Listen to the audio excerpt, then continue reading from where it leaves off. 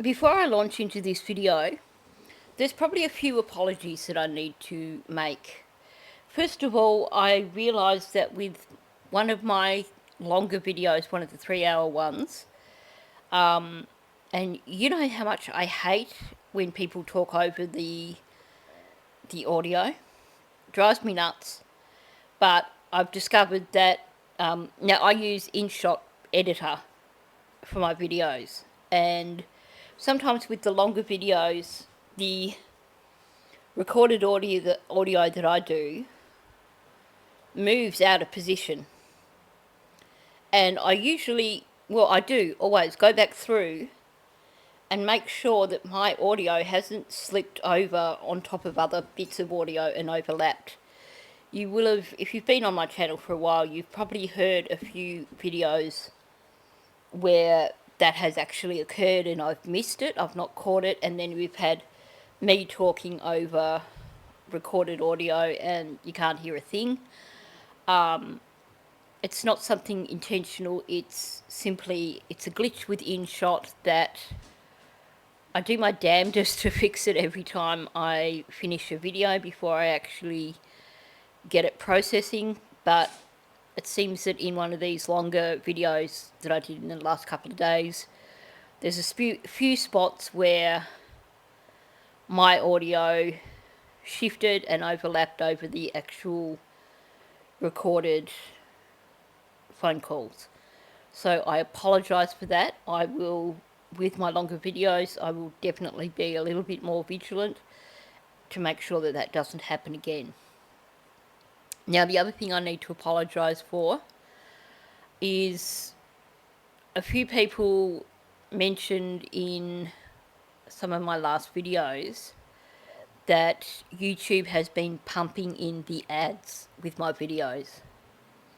Now, in terms of that, I don't get a say. Creators don't get a say over the frequency or the number of ads in their videos. If you monetize your video, then YouTube basically decides what advertisers it's going to offer it to, and it decides where it's going to put adverts in your video.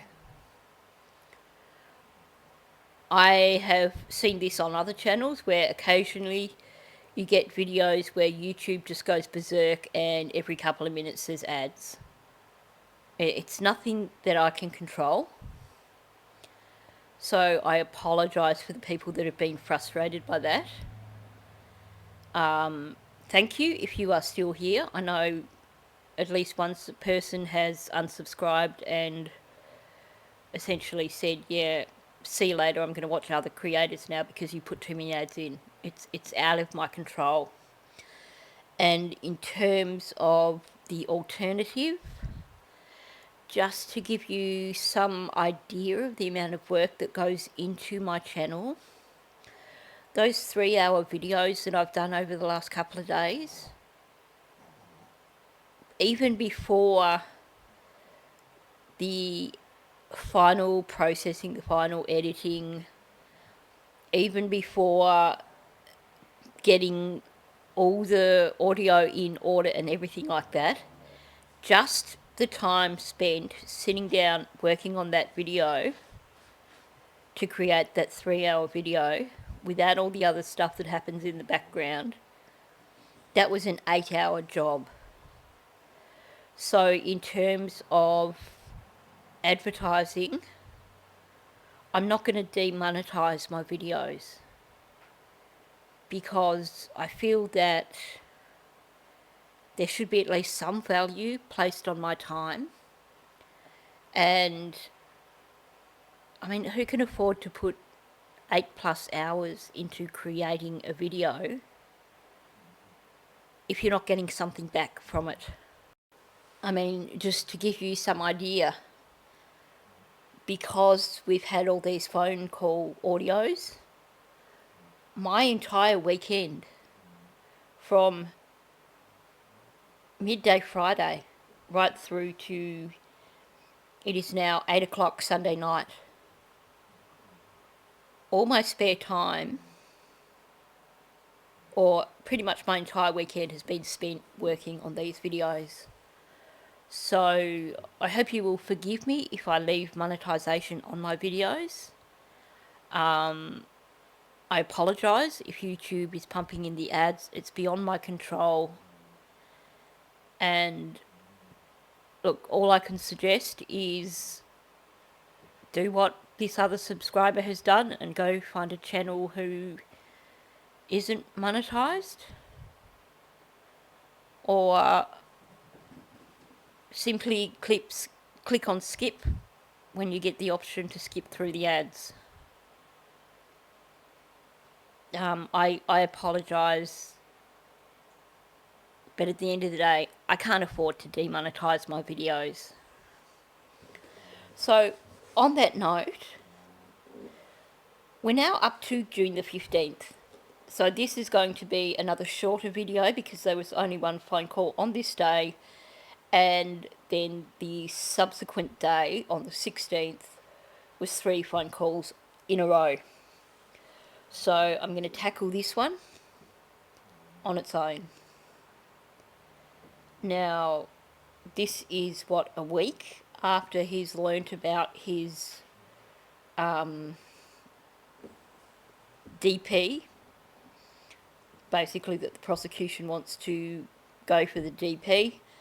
So I guess he's had time to process it, as have Deb and Chris. So I think this is going to be interesting to see what direction this goes in. Like I mentioned early on, I've not listened to any of these because I just wanted to do a straight out reaction to these videos rather than listen to them and then come back to them. I probably should have apologised too. I've done my best to boost the audio as much as I can. But at the end of the day, Stephan Stern's mumbles. It's really hard to hear him and understand him sometimes. So even with it fully boosted, I find myself pressing my headphones up into my ears to try and understand what's being said. So I can appreciate that some of it is hard to understand and hard to listen to. I've done my best to tweak the audio as much as I can. I don't have fancy audio editing gear, so it's all I can do. So on that note, let's just jump in. Hello, you have a call at no expense to you from Stephan Stern, an inmate at Osceola County Corrections Department. To accept this call, press or say 5. To refuse this call, hang up now. To block this call and all future calls, press or say 9. 5. Hello, you have a call at no expense to you from... This call will be recorded and subject to monitoring at any time. Thank you for using IC Solutions. You may begin speaking. I got it. Hey. Stephan. Hey. Yeah. You called and the phone just flashed a call coming in and then it just hung up. Oh, weird. Okay. Yeah, I figured I'd try Mom after I tried you 3 times, so. Yeah. Oh, how you guys doing? Where are you? What are you up to? Not much. I got a late start at calling you this evening, so I'm probably only going to get the 1 call. Well, where have you been all week? Well, I mean, I've been here, you know, so.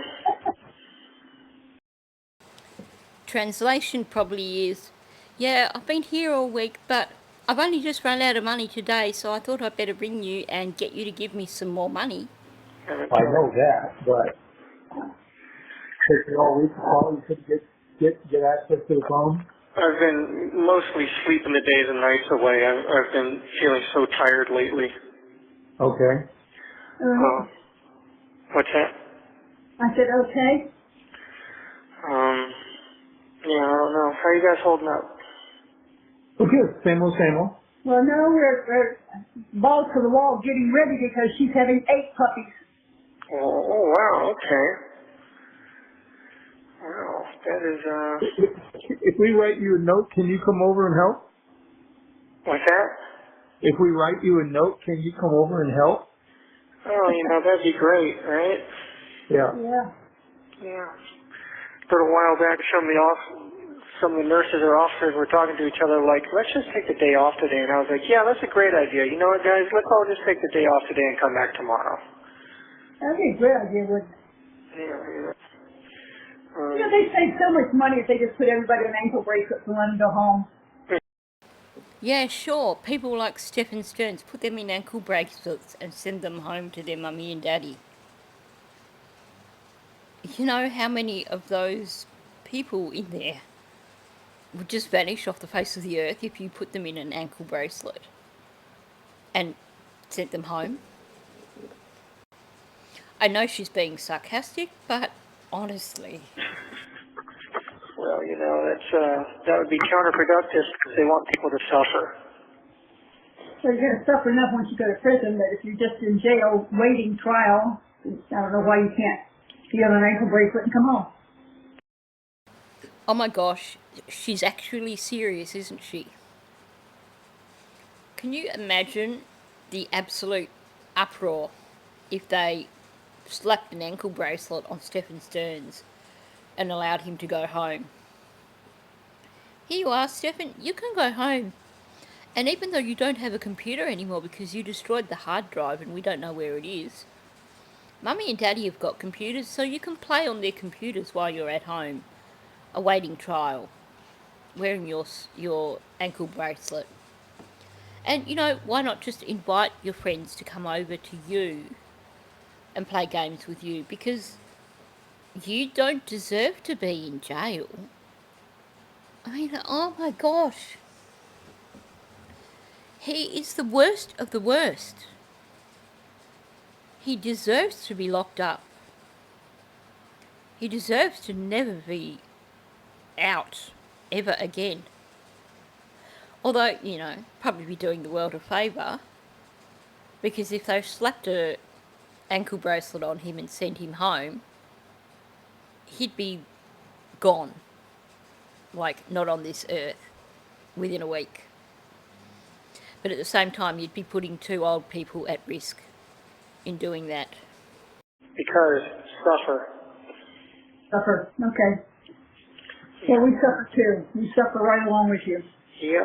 If I went home, that'd be, too tempting for me to do something and not go to trial, probably. So they want to make sure that they have their eyes on me at all times. Well, then why is it in a bracelet? But, it's like, I wouldn't waste too much energy having any sort of grudge or hurt feelings against her. She's suffering too in her own way, so. He can joke about staying at home and refusing to go to trial, but hello, he refused to go to court while he was actually incarcerated. So do you really think that if he's at home, that he's going to go, okay, yeah, I've got court today, I better go? No way. They would have to go and arrest his ass and drag him there in chains. Okay, Jen has definitely got something on Stephan. This is the most self-centered, narcissistic person on the planet. And Deb's saying that Jen needs a bracelet slapped on her, which I agree. But he's actually standing up for Jen and saying, I wouldn't waste energy on her. She's suffering in her own way. Seriously? She didn't seem to give a damn about Maddie. So all I can think of is that he doesn't want her arrested because he thinks she'll squeal on him and give out a lot more information that will basically see him fry. Not as much as you are, sweetheart. Well, she lost her daughter. Yeah? Her whole world was turned upside down, too. And you lost, a wonderful person that you love, too. Yeah, but everyone's world got turned upside down by this. No one is having a good time here. Honestly, it's like being in loopy land. listening to the conversations between these two. She's there talking about, oh, well, you lost someone special to you too. Well, actually, he didn't lose someone special to him. He actually caused her demise. But then Stephan's there standing up for Jen. The only thing I can think of, based on how much of a liar this guy, based on how self-centered this guy is, he's worried that she's going to squeal. So he's quite happy for them to leave Jen alone, because he thinks that that will stop her from incriminating him. Just remember that, you know. Has she tried to call you, or have you called her? No. In fact, I'm under a strict no contact order during at least the trial. I'm not legally not supposed to contact her at all. Okay. I think that's pretty much standard operating procedure. Okay. And I'm almost kind of glad you guys aren't able to visit me or haven't come to visit me, because I feel like if you were to see my face, you guys would be a lot more concerned. You're kidding me, right? If you saw my face, you'd be a lot more concerned. In other words, so since you can't see my face, I'm going to tell you that if you could see my face, you'd be concerned. I need you to feel sorry for me. I need you to give me sympathy. I need you to tell me how horrible my world is and how badly done by I am. Why? Did somebody beat you up? No, it's hard to get beat up in isolation, but I am very thin and my eyes are sunken in and I've got dark circles under my eyes and I look like hell. This woman has medical issues. She has a heart problem. And he's making up this BS to get sympathy. What a narcissistic prick. We know that none of that is true. We've seen the times when they did manage to drag his ass in court. He certainly doesn't look worse for wear. So he's making that up to try and get sympathy from his parents. He's feeling sorry for himself, and he wants their sympathy. And of course it seems that since Chris isn't there at that moment in time, they seem to step up the insanity when he's not around to mediate. I'm sorry, honey. I'm so sorry. Yeah, it's just very drawn and sort of emaciated look. And even the social workers said, they came to visit me on Monday, and they said it looks like I'd lost some more weight. So I have no idea how much I weigh now, but I can see myself getting thinner. Is anyone else feeling really, really triggered by this guy right now? I can see myself getting thinner. Well, that's interesting, because you sure as hell didn't look thinner in any of your court appearances. And you know what? Who cares if you are suffering? Because look what you did to Maddie. You're a pile of crap, and you don't deserve, you really, really don't deserve any sympathy for anything. Even if you did lose weight, big whoop. How the funds holding up? Well, I saw that you put $30 in there the last Friday that we talked. I hadn't made any orders since then, though. So I just got the cost today and saw that. So as of today, there was $16 left. But I did need to make an order. So actually, if you get a chance, I need to drop about $50 or so in there if you can. Bingo. This has been the theme of every single phone call. This is why the phone calls are all roughly a week apart. Because they give him money, he spends it, and then he rings them again to ask for more money. When he's got money, he forgets that they exist. he only ever calls them when he needs more money in his account. It's just ridiculous. And on one hand, they're bringing this on themselves because they are allowing him to do this to them. But on the other hand, it is so self-centered of him. These guys are in their 70s, they should be retiring. And yet, now they're going to have to make sure that they have enough money to keep paying into his commissary. Unless they put their foot down and say, enough's enough, figure it out for yourself. All right. I ordered a buttload more coffee, a few more hard candies, some sleeves of saltines, but I needed to get some hygiene items as well, so I got some dandruff shampoo and some washcloths. So he waited 3 months to get washcloths? Or is he just saying this to them and it's like the glasses that he needed? He's probably just looked at the list and went, okay, what are some things here that look kind of expensive that I can say I desperately need? Because how are they going to know what he gets or what he doesn't get? Like, he can tell them anything. They can't check on it. All they can do is put the money in his account. And then ask him next time, did you get these things? And then he's like, oh, I decided I didn't need them. So I treated myself to some Danishes and some salted peanuts and also some really special candy and some special fruit juice that's really good because I can have this many drinks out of it. I would be absolutely furious with him if I was them when he does that sort of thing. Give me money because I need glasses. Oh, no, don't. I didn't buy the glasses. I bought myself all these special treats.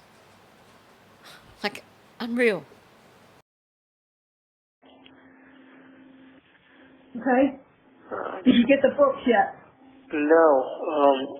To that effect, Dad, were you ever able to follow up with the people at the mailroom and find out what's going on? Yeah, we found out that the address that was given us is the wrong address, and so now we have the correct address, and so now we're trying to chase down where the order is so that we can get those books returned and order new books for you. Really? Damn, what the hell? It was in the inmate handbook. I guess they need to update this stupid inmate handbook. So what, do you have to send the books to this actual address here at the jail? Yep. Wonderful. Well, it sucks to be you then, doesn't it, Stephan? Because you'll just have to make do with the books that are available there. They had already returned the Cotta book. So I guess whoever at the other part of the Osceola. No. I remember we double ordered the books. That was the last book I returned. Oh, okay. Because I took it to Staples, and then it's, oh no, this isn't us. Okay. Okay. Gotcha. Never mind. Okay, so I guess Disregard that. once you get the book sent to this address, they should get through then. Yes. Okay, well, I guess it's a good thing we figured that out, I guess. I don't know why they haven't updated this stupid handbook. Me either.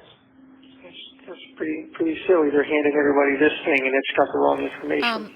I'm pretty certain that the prison address is not going to change. So instead of blaming it on the handbook, you should probably consider the fact that maybe you gave the wrong address. Maybe you looked in the wrong part of the handbook. I don't know. But it seems unlikely that a handbook given to him is going to have a different address. Well, I found a file folder that had your operative report from Irvine when they did your kidney, so we're sending that to your attorneys. Okay.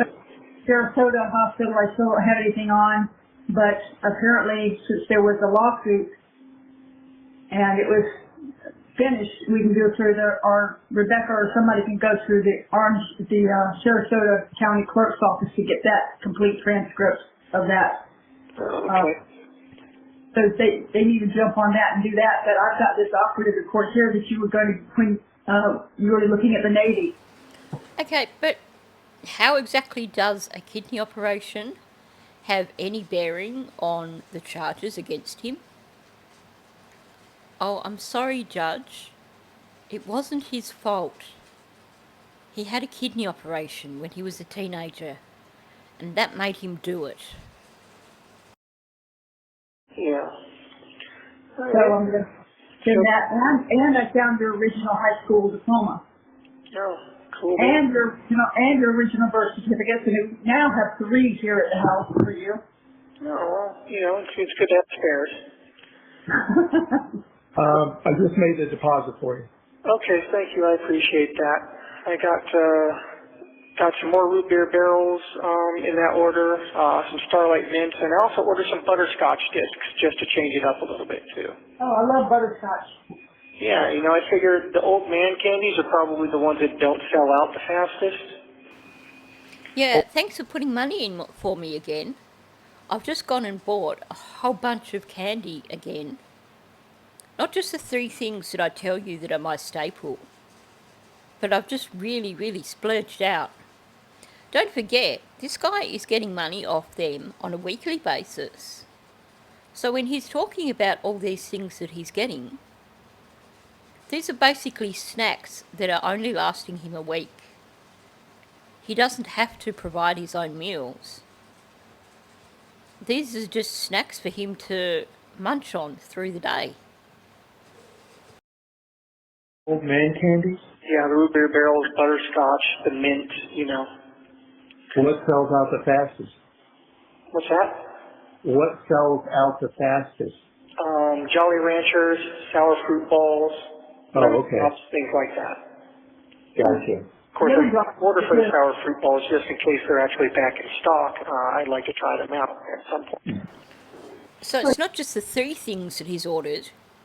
He's also ordered those, what do you call them, Jolly Ranchers as well. So he's ordered 4 bags of lollies to last him roughly a week. That is a heck of a lot of sugar and a heck of a lot of lollies. You know what Jolly Ranchers are like, so. Oh, yes, they're delicious, which is, why I'm really bummed that I can pretty much never freaking get them. They have lemon drops?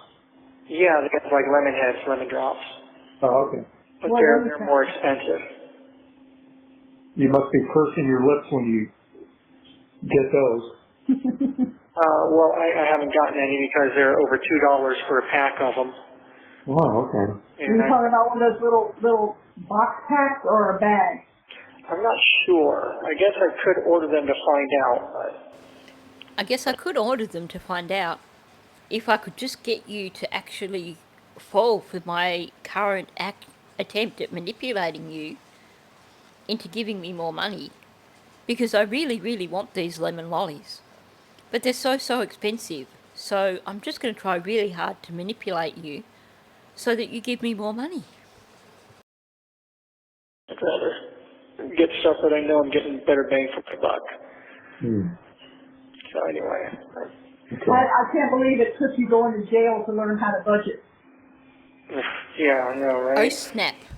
That's not the response that he wanted. Last thing he wanted to hear was them making a comment of him learning how to budget. He was hoping they would say, well, hang on, we'll put a bit more money in so you can get your lemon lollies. Right. Silver linings. If there is one. Yeah, it took me going to jail to have some clarity on a lot of shit. Yeah. About what's really most important in life, about how cavalier and careless I've been, and with all the people and things and whatnot that I love and enjoy. And Well, that sounds like a bit of an admission of guilt, doesn't it? That he's been cavalier and careless with, amongst other things, the people that he loves. Were you careless with Maddie that night, Stephan? Did you give her too much of some sort of medication? And then were you careless when you lost your temper and didn't actually pay attention to what you were doing? Can I ask you a personal question, Stephan? Sure. Did anybody ever abuse you sexually? I don't know about abuse, but I mean, I was kind of sexualized early on. By who? Kids in the neighborhood. I had my first French kiss when I was 6 years old. Did you know that? No. Yeah. Remember Nick Poland on Fall Stars Court? Was it him? No, it was his sister, Oh. Samantha. Uh-huh. We were all playing hide and seek. I hid in the closet. She found me and planted one on me, and there was her tongue. I'm sorry, Stephan, but there's a lot of people out there who were actually SA'd as children. And what you're doing right there is trivialising it. Saying you were sexualised as a young child and saying that as a 6-year-old someone gave you a French kiss.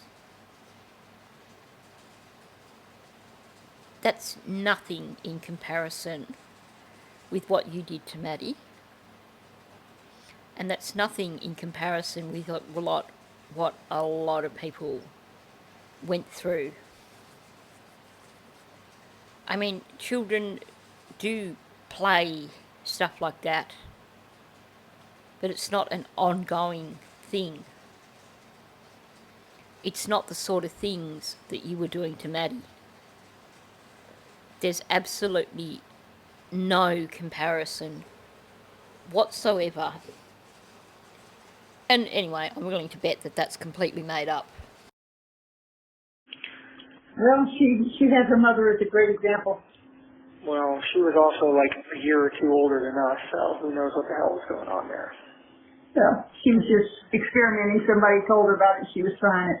And then, of course, you know, a lot of the kids in the neighborhood used to go around flashing her, and me included. You know, girls used to flash me and stuff, and I don't know. It was a weird time. The 90s were a weird Geez, time. I'd love to hear from some of the kids that were in his neighbourhood. Because, really, you're saying that all the kids in the neighbourhood went around flashing. I could imagine that being a behaviour that he participated in, and he just said that he did. I would imagine that for attention, he probably thought he was really funny doing that. And maybe that's the beginning of how he turned out this way.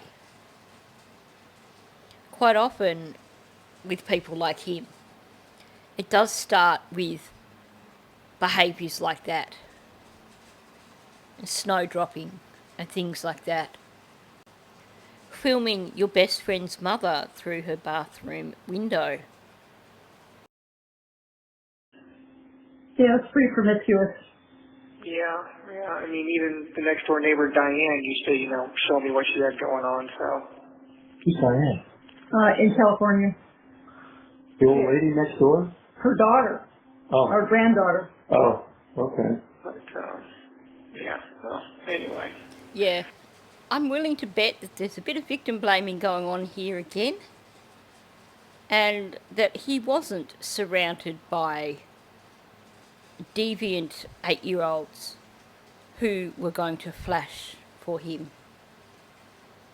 If any of that did occur, my money is on him flashing other kids or him finding ways of perving on other kids. Well, it's just that, you know, they say that sometimes when you know, like children, that you have been an abused child, and it was intimated that perhaps we had abused you in some way. No, he has never did. And strictly speaking, I'm not actually into younger people like that. As you know, I don't even like most kids, so I mean, it's just hard to feel a generalized attraction towards any of them. Did he really just say that? Does he think his parents are actually going to believe that? Given that they know about all the CSAM? Not just the stuff about Maddie, but this USB which supposedly had 30,000 images on it of people that the detective said they could never identify all of them. Strictly speaking, I'm not into younger people like that. Like what? Like Maddie? Because you sure as heck seem to be into her. I don't even like most kids.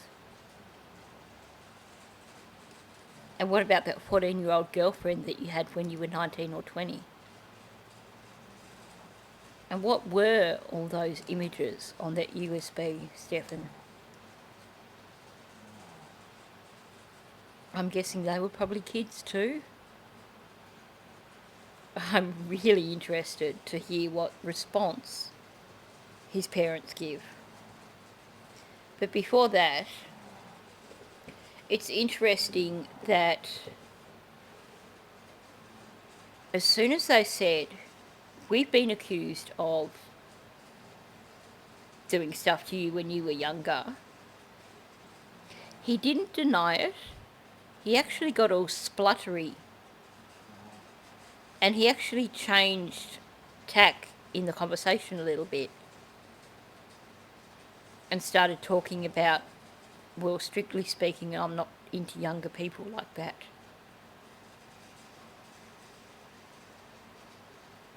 Well, okay. Why is he avoiding answering their question? To me, this is a bit of a red flag. People have speculated about Deb Stearns. I'm not sure if I want to go that far, but it is a bit of a red flag that he's not trying to laugh off this comment made by them. It's almost like she's trying to challenge him and say, you know, this is what's been said. You're not going to say anything, are you? And he gets all flustered and comes up with this other BS instead. Was it just her, or was it other people as well? I can't get into specific details, but no, it was not a thing with anybody. It was. Can you imagine if they actually tried to put him on the stand and the prosecution asks him something he doesn't want to answer? I can't get into specific details right now. That's his go-to now, and it does my head in every time he says it. It's so obvious that he's pinned into a corner and he doesn't want to answer. And now he's essentially denying that he even did anything with Maddie. It was not a thing with anybody. Okay, so how did all those images get on your phone and in your Google Drive? Please explain.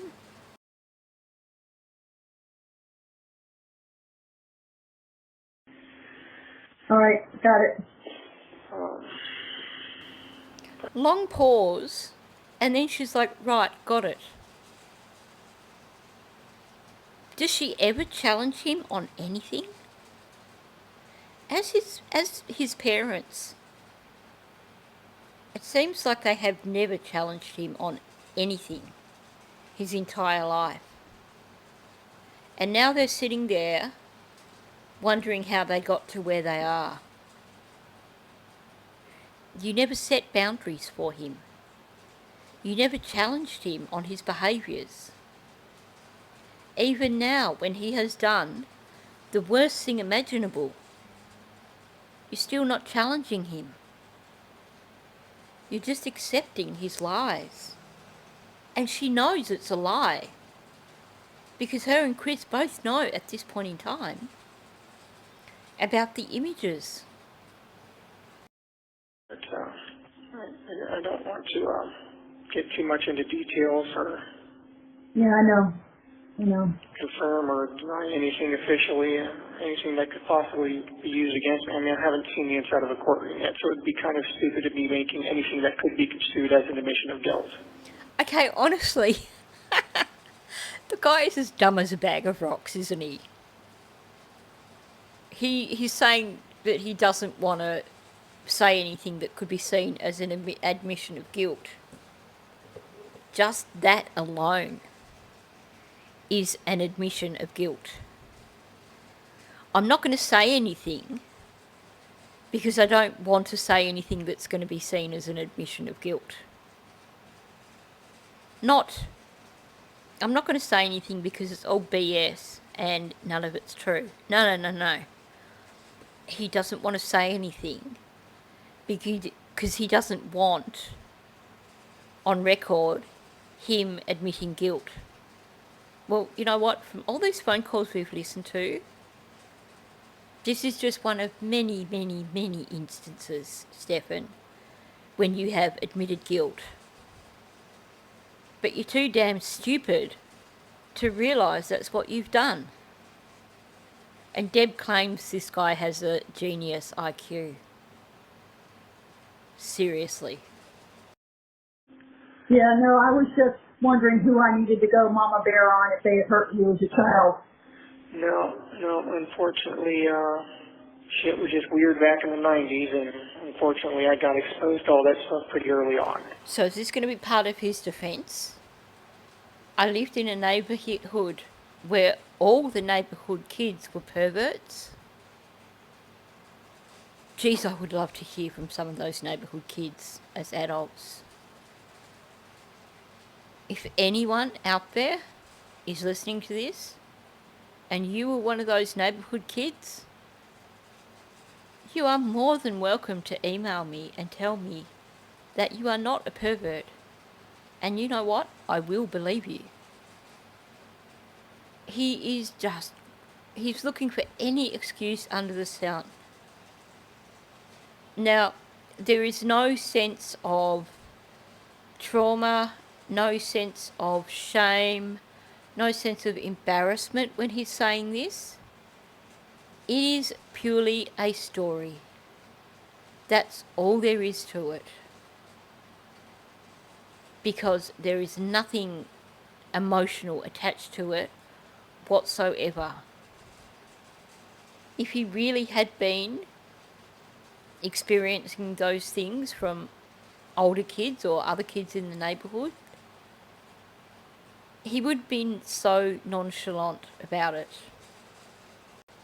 And I'm not saying that kids can't be essayed by other kids. That does happen. You hear of kids with slightly older cousins and things happen. Or slightly, even sometimes older siblings, and that happens. But there's none of the tells there in what he's saying. This is pure fiction. Okay. Yeah, so. But none of it was your guys' fault. Well, that makes me feel better. I would hope you'd feel better. You have nothing to feel bad about in that regard. I mean, it might have been a little more heavy on the discipline than I would have cared for, but, you know. Well, look what I had for an example of when I was growing up. Yeah, you know. Well, clearly she wasn't heavy on the right sort of discipline, was she? Because look how he turned out. And we know that they enabled him his whole life. Anytime he got into trouble, they fixed it for him. They bought people off for him. I suspect what he's actually referring to here would be the emotional abuse that we've heard about. And we've heard comments from her on various interviews which pretty much confirm that she was emotionally abusive. We've heard stories from his friends that pretty much confirm that she was emotionally abusive. And it was one of those relationships, by the sounds of it, where she would be emotionally abusive, and then to make up for it, she would buy him whatever he wanted. So it's not like he was ever taught consequences. He was taught that he could have whatever he wanted. He was taught a funny kind of love, that's for sure. And he was also taught that when things were screwed up, his parents would step in and fix it. Sure, they're claiming, no, we never paid anyone off. But it's interesting that we've had similar stories from different people of different situations where the parents have paid people off. Or probably more specifically where Deb has paid people off. And we've also had the stories like the Candy story. Him sitting in their car as a 3-year-old chucking a tantrum because he wants candy. And they just thought it was amusing. Well, that's one sure way to encourage your child to throw more tantrums, laugh, and make it turn into a joke. Don't let them learn that it's a serious thing, and that if they're going to chuck a tantrum, you're going to ignore them. Not only did they laugh at it and think it was funny, they then got to wherever it was they were having dinner, and apparently in front of him, told all their friends about this funny story. So, him claiming that she was too heavy with the parenting, it's a joke. And you know, I didn't treat you as bad as my mother treated me, so. Yeah. And you probably would have been a better father. But, anyway, there's no point in getting into that. No. You know, a while back I would have joked around and said, hey, but I turned out fine, but I can't really say that right now. Okay. So, Well, for once he's actually being truthful. Yeah, you certainly did not turn out fine. No, can't say that.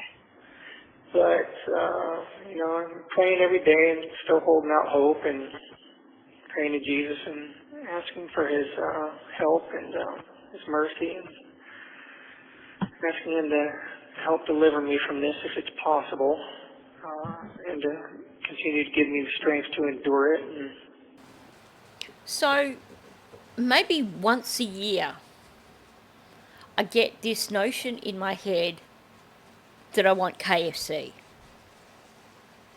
Now, even though I know that after I've had it, I'm going to regret it because it's so full of fat and it's so full of preservatives and crap, I still do it. And usually I get one of those box special things. And often they come with your potato and gravy, which is just that mushy, it's not even proper mashed potato, it's fake mashed potato and gravy. And it's so disgusting. So I will always say, look, is it okay if I get a coleslaw instead of the potato and gravy?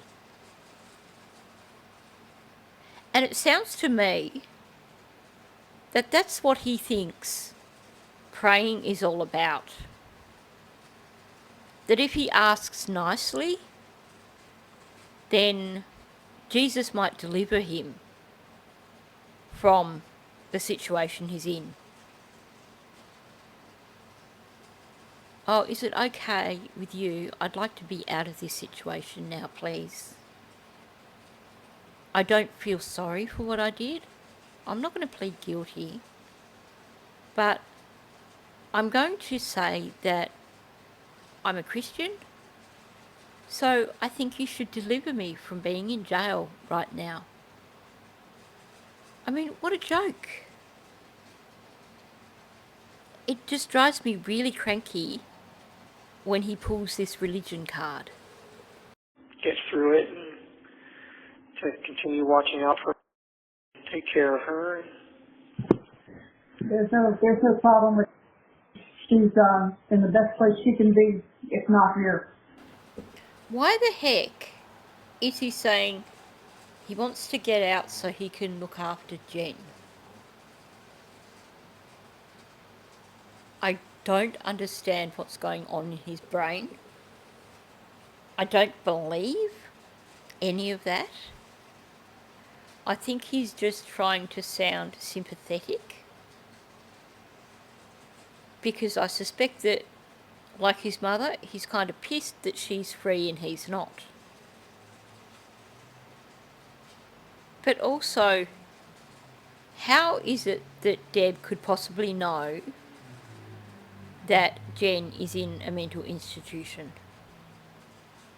She's pushing this notion, but where's the confirmation?